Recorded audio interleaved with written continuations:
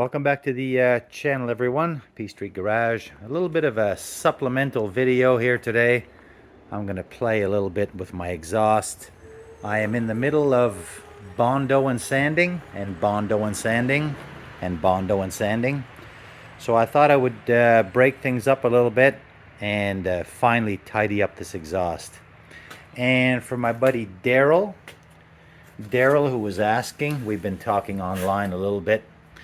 Daryl has a 1970 bus, very much like mine, and he was asking about how the mustache bar joins up to the frame. The mustache bar has a mount, and then there's the frame bracket, and it looks like the bolt, he was asking which way the bolt goes in, and in my application, I don't know if this is correct. Anybody can correct me if I'm wrong.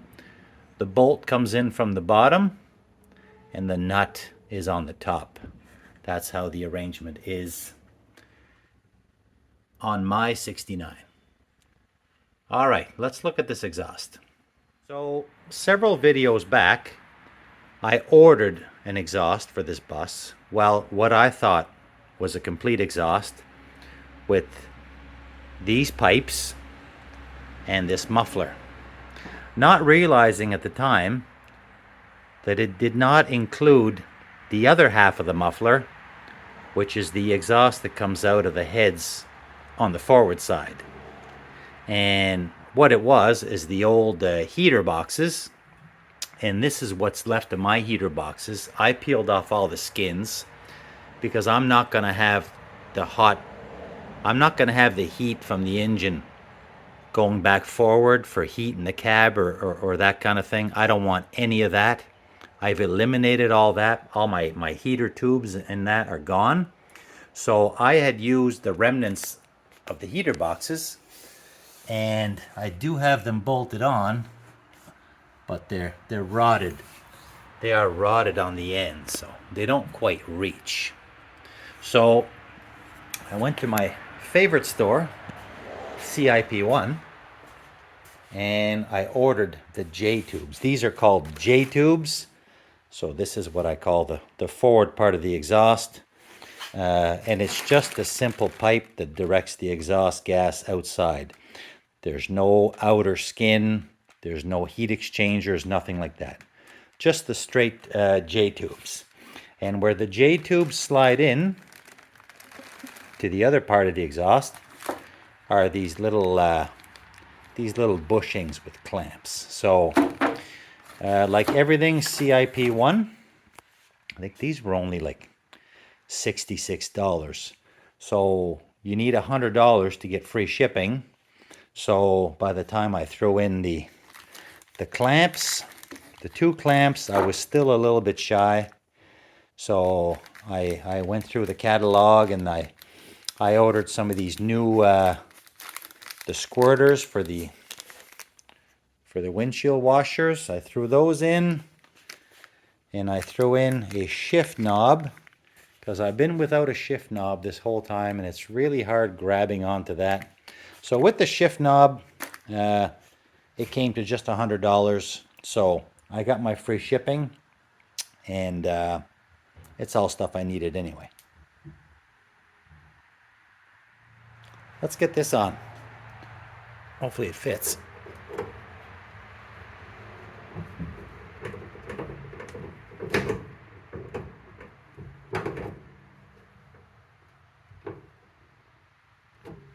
Okay, that feels better already, and it looks better.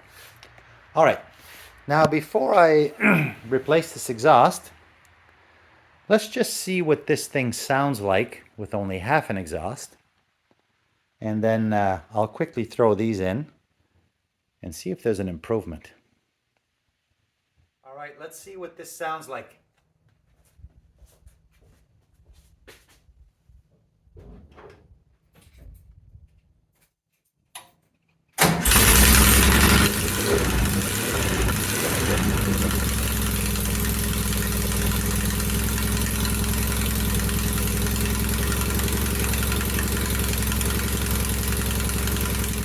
Now let's quickly throw these J tubes in and get these two pipes sealed up, and hopefully she will be quieter. So in case anybody's interested, this is the number for the J-tubes.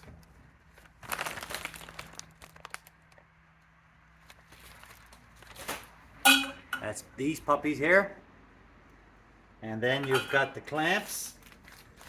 You need 2 clamps, and that's the numbers for the clamps there. Hopefully you can see that. All right. All right, I just took out what's left of the old heater boxes, and these would have worked fine once the outer skin was peeled. It's just that the ends were rotted and didn't quite reach the rest of the exhaust. So we'll throw these in the trash. I got my J-pipe over here.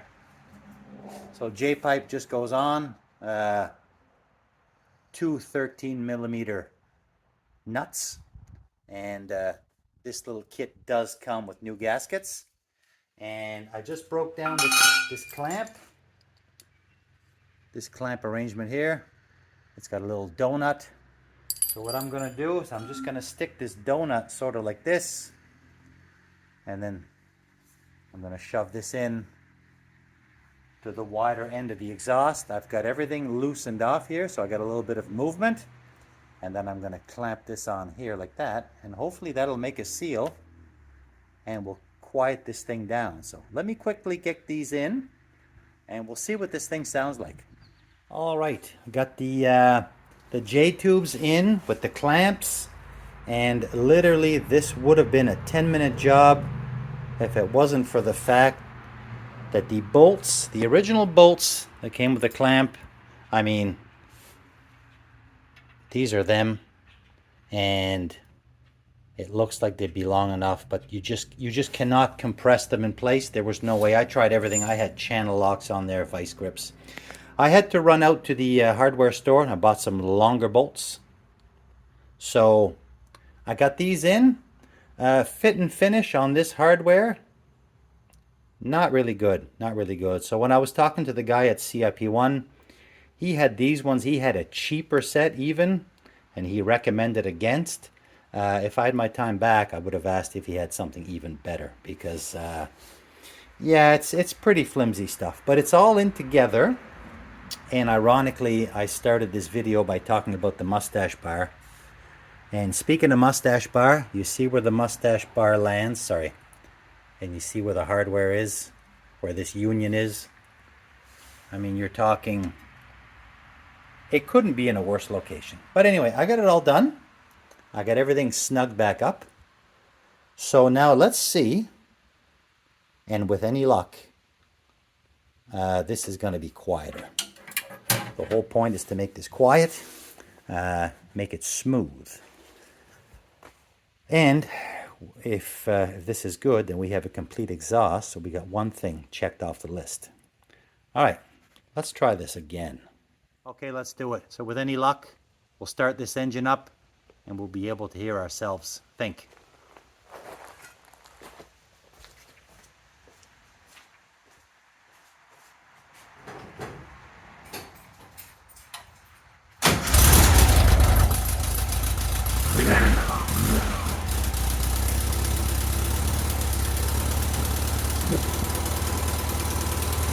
Okay, that's definitely quieter.